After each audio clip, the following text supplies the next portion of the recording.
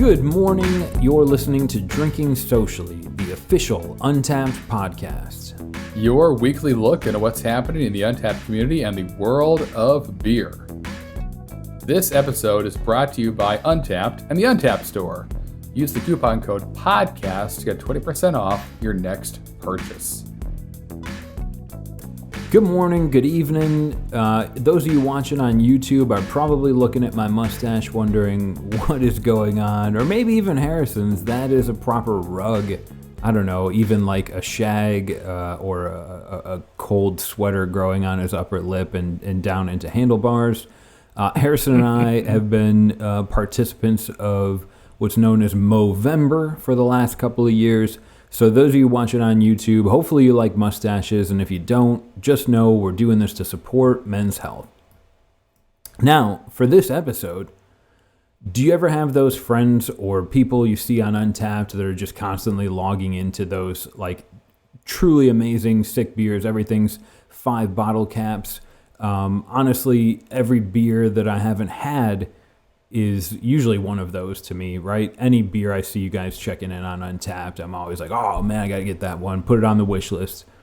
And sometimes you have those friends that are just full of Treehouse beers, and you wonder, what do they do with their lives and how do they get that much Treehouse beer?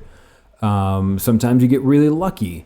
This episode, we're really lucky with a special thanks, even though he's a New England Patriots fan, special thanks to Mark, who had nothing to do with getting Harrison and I these beers today. Just wanted to say thanks, Mark. But anyways, we got our hands on some of the most elusive beers that the world knows today. I'm excited, really excited to open these up and see if the myth lives up to the suds in these cans. Harrison, tell us what we're drinking today, man. Right, cool. And just like last episode, we are doing 2 different beers from Treehouse, so we're doubly lucky today. Totally forgot to even mention that. That's why I'm here, John, to co-host us safely into the tarmac. Put up your tray tables, all that good stuff. So I am going to be enjoying Green from Treehouse Brewing Company. It is an American IPA, 7.5%, 90 IBUs. And from Treehouse, it says our cross-continental IPA made with Australian and American hops. A tropical heavy IPA opens up in the glass notes of hugely flavorful notes of lemon, lime, pineapple, orange, sorbet, and tangerine. It has a soft but pointed bitterness and a rich, velvety mouthfeel. Intensely kettle and dry hopped, yet balanced and flavorful. Green is a beloved crew favorite here at Treehouse. John, which Treehouse beverage are you enjoying today? So I'm drinking JJJULIUSS, which is a variant, or I guess a different version. I think Treehouse most well known for Julius and Green, Alter Ego, probably maybe their 3 most popular beers on Untappd, but. Yeah. This particular Julius is 6.8% ABV, 75 IBUs, and the notes from Treehouse say that Julius gone wild. Not like funky, but like super hop saturated wild. This is their 2nd special edition of Julius. They brewed for their 3rd anniversary party, pushed the level of citrus to the fringes of obscenity through additional kettle and dry hopping, with the base Julius beer that effectively just got hopped up. The result is perhaps the most juicy and delectable creation we have ever made. Preposterous Julius in the best way imaginable. Even the notes on the bottom of where you can see the canned on date, Treehouse lets us know, don't be a foolius. Make sure to get Julius. I love when breweries do cool stuff like that, but I'm really excited to hear your take on Green, Harrison. Yeah, let's get in.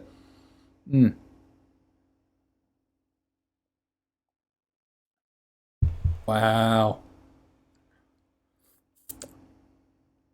Huh. So, wow. Okay, first sips. This is it. And I've had this beer once before, I believe, although it's been a while ago. Like the thing that is stand out the most is I'm going to say the completeness of the hops. What I mean by that is that it goes from like super bitter. I mean, you're saying 90 IBUs, so yeah. I mean, it's like super bitter hop profile to flavor to nose, and it's like that's all I'm living in is like the hops. It's very sparkly too. It like kind of dances on the tongue, but not. I don't think that's because of overcarbonation at all. It's not overcarbonated. It can't be, but it's. I think it's more the water profile and the hops. But this is awesome. This is like the whole hop experience. It just like zips through your palate, and yeah, I love it. John, what's happening with you? What do you got? I'm glad that I have a mustache on my face for this one. Okay. I've had Julius once, maybe twice before. I've had Green, I think only once before, and a couple other Treehouse beers have been shared, like at a bottle share. Sure. So I'm not drinking this like as an avid Treehouse drinker. I can't really compare it to most of their other beers, but my initial review is yes, I understand the reason that Treehouse is so amazingly well rated and well respected. There's something unique and different about this beer. How does it taste? It's carbonated beautifully. I don't want to say the word mouthfeel because inherently I just joke with myself every time someone says mouthfeel, you have to drink. In this case, that's a blessing. It's 75 IBUs and only at the very beginning of my sip. Otherwise, this tastes not juicy, but like fresh hops. Yeah. Like I would want them to, not vegetal, not green. There's no resiny dankness to this. Dang, these guys are really doing something unique. It's the same style of beer I'm very used to drinking, but this particular iteration is amazing. Right. Yeah, I think what's like messing with my mind a bit is kind of for Green, like the lightness of it. And I kind of mentioned the sparkliness earlier in my first sip, but like you look at it, and it's a Haze Bomb, and it looks like it's thick, and it looks like it's going to taste like a thick Haze Bomb, but it doesn't.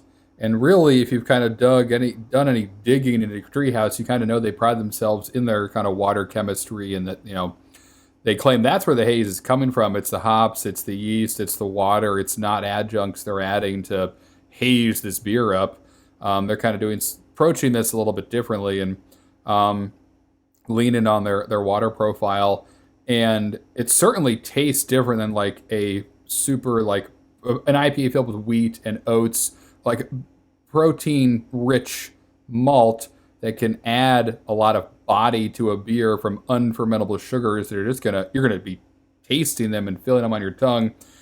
This, it looks like it's full of wheat, but it tastes it tastes like a West Coast IPA almost. It tastes like I wouldn't know if I had my eyes closed. I would not assume this thing is super hazy, which is very interesting. My mind's kind of battling. There you are, battling some what it sees versus what it's tasting right now. Yeah, I wish I could. I mean, if you watch on YouTube, or even if you are on YouTube, just jump to like this timestamp as I'm holding the beer up to the camera. I don't, even if I put a flashlight behind it, I don't think anything any light would escape. Way. Yes, the completeness of the hop in here. And Green features Galaxy, too. And then they mentioned Australian and American. I know for sure there are Galaxy hops in here, as well as perhaps a few more. But and that's one for kind of like fruit punchy flavors and stuff. And it's happening a bit, but it's really like it's almost like I can't even put the flavor there. Yeah, pine, fruit, like sure that's all happening. But I think my mind is more occupied with like just kind of how it looks versus how it tastes. And I know we're going to keep saying mouthfeel. But it's happening. It's a part of this beer. Usually I can say it in jest, right? Like I went to a brewery and I heard 35 people say mouthfeel, or hoppy, right? So I got drunk because I drank every time they said it. And I'm one of them. But in this particular beer, I think that's an element to Treehouse's success. It's something that they look at mouthfeel as part of a beer. I don't know. I'm guessing here, but it's like it's an important part of what they're putting in the can. This is I mean, fruity. I get a hint of pine, like you're walking through maybe like a conifer forest, but you're eating like slightly warm orange sherbet or orange sorbet as you're in this evergreen forest. That's what this beer tastes like. Yes, I like that. That's a awesome forest you're in, John. Yeah. Bring your own refrigerator to John's camping trips or that sorbet. But that's I love that. Yeah, there's pine happening in mine as well, and it's really just like it's almost so surprising and I guess I don't know, different or unexpected or whatever that I want to like not even qualify it and just kind of sit there and look at it and sip it slowly and have a good time with you, which is what we're gonna do. So this is perfect. Both of these beers, Harris and I are drinking an American IPA. We drank them on the last episode where we drank beers from the UK, and we had 2 American-style IPAs from Siren. Originally, on episode 23, we drank the American IPA from Stone and talked about that beer style in detail. So for those of you that have never had a Treehouse beer, which would be common, they don't really distribute. They don't make these beers to be sold in 12 different states. For those of you that never have, there's a couple of kind of, I don't know, fun facts, if they can be fun. Yes. The first one I wanted to bring up is Julius IPA. That's one of the top-rated American IPAs on Untappd worldwide, and it's kind of the cult favorite. If you could compare it, it's like the torpedo of Treehouse's stable of beers. And what they will release is that it's generally brewed with about 3.5 pounds of hops per barrel. Harrison, is that more than normal? Is that a lot? A lot, yeah. It's a lot. But from drinking their beers, it might be the sweet spot. But that's a ton of hops, especially with how light hops are. Like the visual, a pound of hops is it's gonna fill. I mean, if it's whole cone hops, it'll fill like liters of a liter stein, if not more, worth of hops is what you're kind of imagining of a pound. And then a barrel is, 2 kegs. It's a lot, yeah. So a liberal amount of hops they put in here. And the beer that I'm drinking is that base Julius beer with even more hops pushed into it. And that's where you're going to get a lot of like the citrus, mango, passion fruit, like the delicious flavor that most New England's and hopheads. Like hopheads, I swear, they weren't a thing when IPAs were just seeking 100 IBUs and they were bitter. Right. You weren't necessarily a hophead until you started to see these cold hops or dry hops added, where you would taste a lot of their sweeter, fruitier notes. But they've been iterating on Julius for years. Treehouse originally founded in 2011, so almost 10 years old. Oh. So it's changed a few times, but this is the one recipe that I'm pretty sure none of the brewers, none of the partners, none of the people at Treehouse will really walk you through. You can talk about green, and almost step by step they'll walk you through exactly how they made it. But Julius, the one thing that they've said on record is that there's only 3 hops in this beer. In deep burning inside me, I want to ask Harrison which 3 hops they are, but he's not even drinking it with me. And I imagine most people guess, and maybe they get it right, maybe they don't. That's the hard part about Julius. I'll stop rambling, Harrison. How's your beer warming up? Yeah, it's amazing. I'm getting more pine now as we're kind of sitting with it for a few moments, and it just looks great, and I just can't get over again how it looks versus how it tastes. But a lot of pine. It's like a refined dankness, a smooth dankness. I don't know how to other way to describe it. It's not. Sometimes dankness is that intense thing that kind of attacks your nose, and you kind of go, "What is that? Is that Is the apartment upstairs having another goofy party? What's going on with the dankness? But like this is much more. I don't know. I feel like refined. You're at a retreat somewhere. You've paid a lot to go to it. That kind of dankness. It's right, and yeah, pine dank fruit things happening. This is great. I mean, I'm gonna just kind of hold it here and kind of see what little body heat does. The crazy party upstairs, for some reason, made my mind jump to Shorts Brewing out in Michigan. Makes a beer called Devil's Lettuce. Yes, a lot of fun. Yeah, that's a whole episode and a half we could do of goofy beer names, winking and nodding to other parts of our culture. But yeah, Shorts does almost every one of their beer names is hilarious. They have like one called Cosmic Pants or something. Cosmic Pants. I think that's what it is. I don't know. They're great. What about you, John? What's happening right now with yours? Are you noticing things change as we've been enjoying it for a couple moments? I'm realizing now any of my friends that drink this beer with frequency are just spoiled. It's like living up above that like 2 Michelin star restaurant that just sends food up to your apartment because they keep you up late at night. And they're like, yeah, here's some pan-seared Chilean sea bass with a what, I don't know, I can't think of any food terms, but Portuguese baby eels and the tough like anybody that drinks this beer with frequency is spoiled.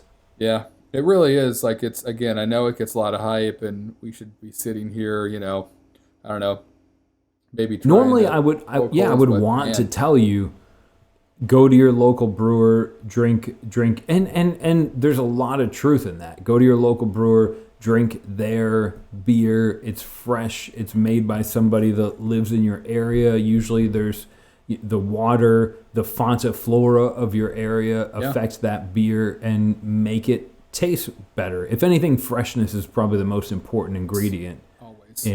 Especially in a juicy, hazy IPA. But this is one of the few times I think where the hype behind a beer, a brewery, these guys are doing something really unique, and I think they're really good. I mean, they all started, I'm pretty sure there was 4 founders of Treehouse initially. It was a hobby, right? So these guys were they were home brewers, which I'll say forever, and I think Harrison will back me up. If you ever get a chance to drink someone's home brew, drink it. You're probably getting, that's literally the most unique and one-off beer you'll ever get. And Treehouse as well. It started as a hobby. There was Lanier, who's like the main brewer, was a construction manager. You had somebody that was running a gym, basically a fitness place. There was a plumber. There was a graphic designer, and these guys get together and they decide, we all brew beer on the side. That's our passion. That's our hobby. Let's give it a shot. And early on, when they were doing this, they were selling and making this home-brewed beer, and you would see like Treehouse beer pop up at a local bar or restaurant, like a keg of a beer you'd never heard of before. And if history can teach us anything, it's that this will happen again, right? You'll be in Boulder, Colorado, or Cardiff over in the UK, and you'll see some beer you've never heard of before, and it'll just be somebody that loves making beer, and they'll be doing something that you've never seen before, and in 2 years, it's going to be what the whole world is talking about. Right. If you're in the Philadelphia area, that brewery is probably called Wrong Crowd, which is essentially a nano brewery in a master cicerone's garage almost. It's like I went to college with him, this is why I know this. Rugby guy, hilarious dude, the size of a house, but Master Cicerone, one of those guys who is like an encyclopedia of beer knowledge, and he has a tiny nano brewery that he'll just brew whatever he wants, drop stuff off at random places around Philly, and it's very, I mean, again, he knows more about beer as much as anyone could know. He knows, and he has his own brewery. But you can't go there. You can't. There's no tap room. kind of just like a wizard dropping stuff off at night. And it's a good thing to use Untappd for it. Jump on there and kind of see where's wrong crowd, who checked it in where recently. Cool, go there. Maybe you'll be lucky enough to grab the last pint of it before it, disappears. But that's a good one that I know of. And I imagine there are more in other cities in the world, guys like that, kind of, in making beer legally with a license, all that stuff, which he is, Yeah, sure. Yeah. Exactly. All that stuff. But yeah, you're right, John. We will see stuff like this again. And that's what always is the most exciting for me you're lucky if you catch it once in a lifetime, kind of ride that early wave of some new brewery that turns into the next kind of your regional treehouse, if you will. It's very, so keep on the lookout, keep trying more beer. Yeah, I would say absolutely. Like one of the cities that I talk about frequently, or even like working my regular job at Untappd, I'll talk to bars and restaurants around St. Louis, Missouri, which is near like the giant Budweiser brew house. And you get these people that, you start working at Budweiser and you learn about brewing, and then you go home and you're like, I could do this better. So you start home brewing, and then you open a brewery. And then the next thing you know, you've got like 4 accounts for restaurants that are serving your beer, and you decide to open up a proper professional brewery. I think that sort of cycle, that iteration happens so many times with beer. And recently it's turned over so here in the States especially, we've kind of grown so fast in craft beer over the last couple of years that you start to see stuff like that. You get Treehouse, which still keeps it really tight. You can't buy Treehouse beer and put it on tap at your bar even in Boston. Right. You can't do it. But still, they're growing. They purchased a giant farm in Connecticut that's going to help them kind of grow and do some more experimentation in that regard. And you'll have somebody that's brewing at Treehouse right now that kind of learns some skills, and then they move to Austin, Texas, and they open their own brewery. And that's the Veil in Richmond, Virginia. The Veil. The people that started the Veil got a lot of their training early on at The Alchemist, right? Yes.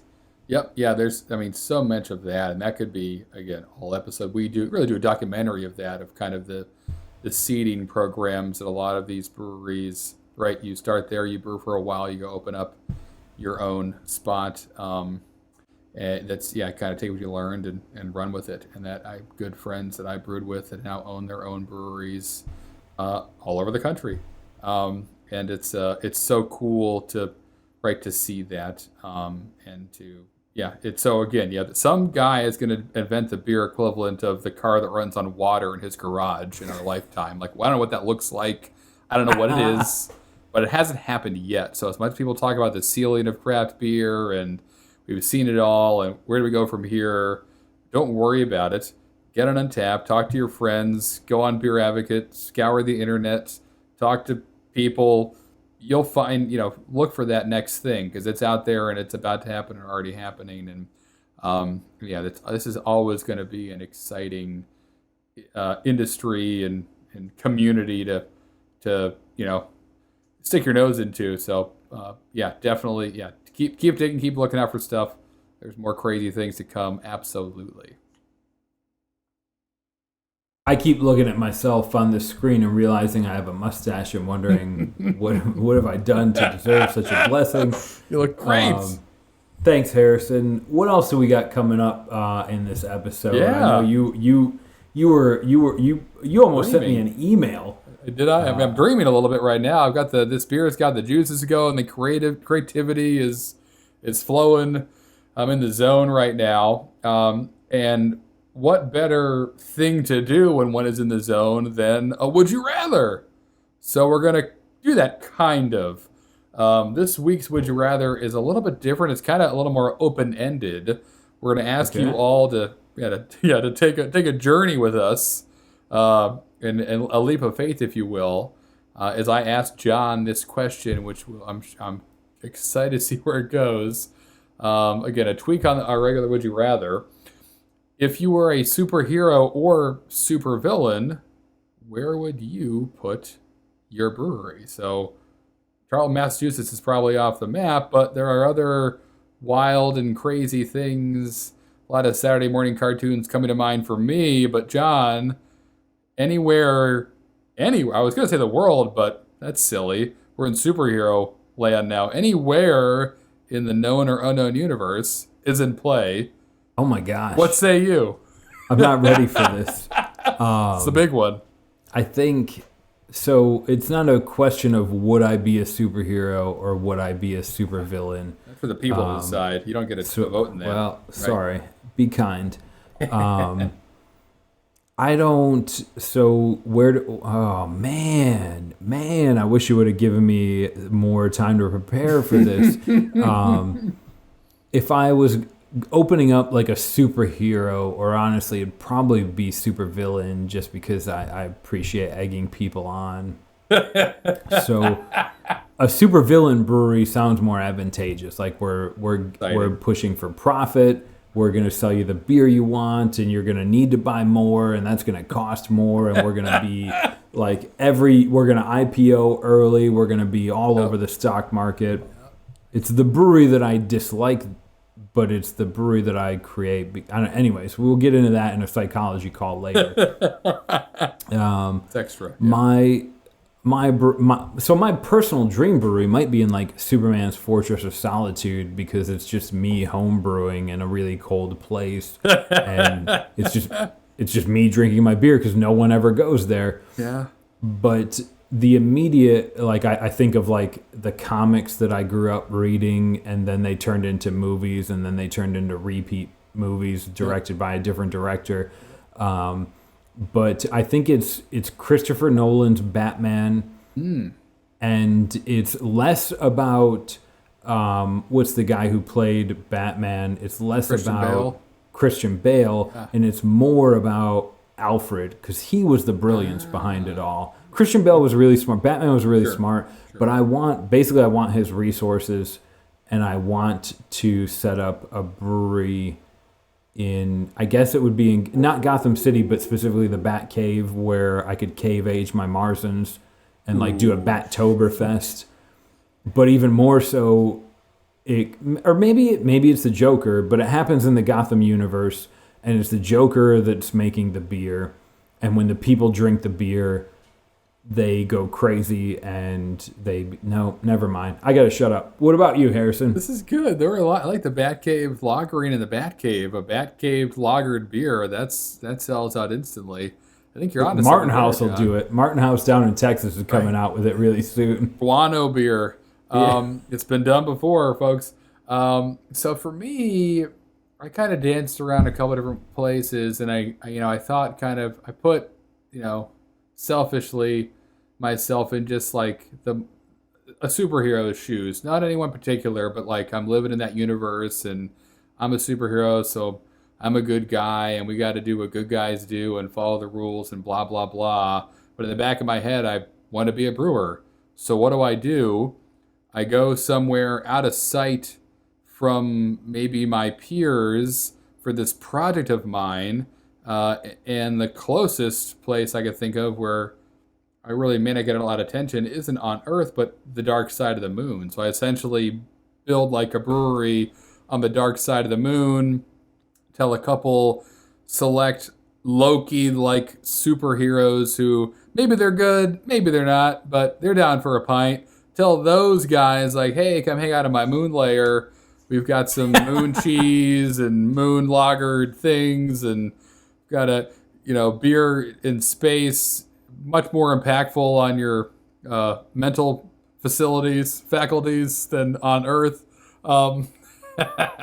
That was my first thought, and then I was like, but wait a second, maybe it starts there, but the expansion plan then is obviously like in a volcano, but not on Earth or the moon, but the largest volcano in the universe on Mars, the Moss, whatever that's called, the huge Martian volcano. So now I'm like entering this super villain realm, and maybe that's how it happens. My kind of origin story is I'm a superhero, love beer, that takes priority. This fun little brewery in the dark side of the moon gets discovered. That's shut down. I'm kicked out of the solar system, but I don't leave. I just kind of move to Mars and just brewing on Mars now with a bunch of red beers, a bunch of sand beers, using sand as grain, using dust as grain. Then it gets into Dune. Yeah. We're talking about the spice. There's a lot of crossovers that could happen here with just one man's dream who was given the gift of like super abilities and decided, nope, I want to brew in a garage on the moon, and that lands him kind of on the wrong side of the 8-ball. But I mean, maybe he's happy. Maybe he's happy there just brewing for intergalactic villains who stop by Mars to refuel and grab some pints of the red sand pale ale. And this is there's a Dungeons and Dragons adventure. Sorry if you immediately roll your eyes at my nerdiness, but one of the members of our Facebook group tipped me off to it, called Vormistron Scroll, and it's a Dungeons and Dragons adventure set in Faerun about the famous brewer Vormistrand, who made the best ale Faerun has ever seen, and he turns up missing, as they so often do. It's specifically like it's a D&D adventure you can download and you can play with your friends on Thanksgiving. Travis Woodall helped design it, but what's really cool is if you live near Seattle, Three Magnets Brewing actually brewed a beer for this D&D adventure, and that's I'm a medium D&D nerd. It's okay. I play. I think it's cool. Whatever. But there's a lot of fun to be had with that, and now I want to change my answer to like opening up a brewery in the middle, in the bottom, underneath an ancient dragon's lair volcano, where some adventurers are coming to steal like the scroll of Saison, which may not be as exciting, but that sounds like a lot of fun too. So again, sorry for rolling your eyes. Cheers if you're not. Roll with advantage and fight strong. I love it. This has been fantastic. It's always fun, John, when you and I kind of go down that weird road that only a Would You Rather can send us down. But we did it again. So let's move on and cut up some upcoming details. Yes. It's halfway through November. Correct. If you follow Harrison and I on Twitter, you're amazing. If you follow Drinking Socially on Twitter, you can find us there at That Beer Podcast. And we're about to work through our own Advent calendar, which I think quite literally we built ourselves. We actually decided we would ask some of our fellow employees who may or may not love us back, but the Untappd staff helped elect which beers are going to be in our Advent calendar. So if you follow us on Twitter, you can see Harrison and I drinking through those 24 beers with much rejoice, I'm sure, because everyone was so kind. Perhaps adventure. Around the end of the year, maybe even early into January, you'll see Harrison and I working on a new segment. Maybe just like follow us on Twitter is what I'm asking you to do. Because we'll be tweeting about that. And if Harrison's adventure brewery Marvel universe is anything to, hopefully it's a lot of fun.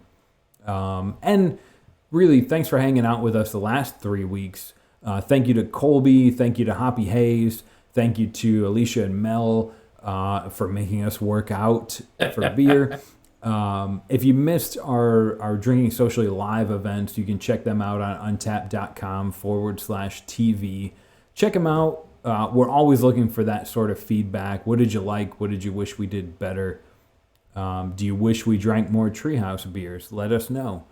That would be great. Please, yeah, please say that. Yeah, it's been awesome hearing your feedback about about everything, and we hear you guys asking for more, specifically more football-related stuff. So keep an eye out for that. But today was great. I mean, Treehouse, John. We just drank a bunch of Treehouse beer. This is awesome, and it really just kind of I think made us both take a step back, and excited to see the future, John, what may hold for you, protecting the Saison scroll, dragons battling, all that sort of stuff. That sounds better than my kind of moon cheese, alone on Mars, brewing for angry aliens. I think you may have Dune won. Spice though. Dune Spice, don't Right, that might be like the next coriander, right? It may just change how wheat beers are made. We'll see, though. That's for Elon Musk will tell us. But we had fun today. What's happening next week, John? What's coming up? Something big. Next week, biggest drinking day of the year. Let's go. I think even this year, like COVID's going to play a role in that. 2020, everything is just weird. But it's the day before Thanksgiving when our next episode comes out. So right now, if you're listening to this, tweet us, That Beer Podcast. Let us know what beer you usually drink on your Wednesday before Thanksgiving debauchery. Harrison and I are going to be putting an episode together on that, which if you're not able to go out to the pubs, get super drunk until 2 a.m, eat Greek food and pretend you're okay to drive home as your friend steals your keys. Let us know your day before Thanksgiving traditions. Otherwise, we'll see you in a week. Yeah, this is great. As always, the show notes for this show and every show are available at podcast.untappd.com. If you have any questions, if you have feedback, you can hit us up on @ThatBeerPodcast on Twitter. Connect with Untappd on Twitter, Facebook, Instagram, and directly with us also on Facebook.com/DrinkingSocially. Get your beers ready. We'll see you next week. Woo. Cheers.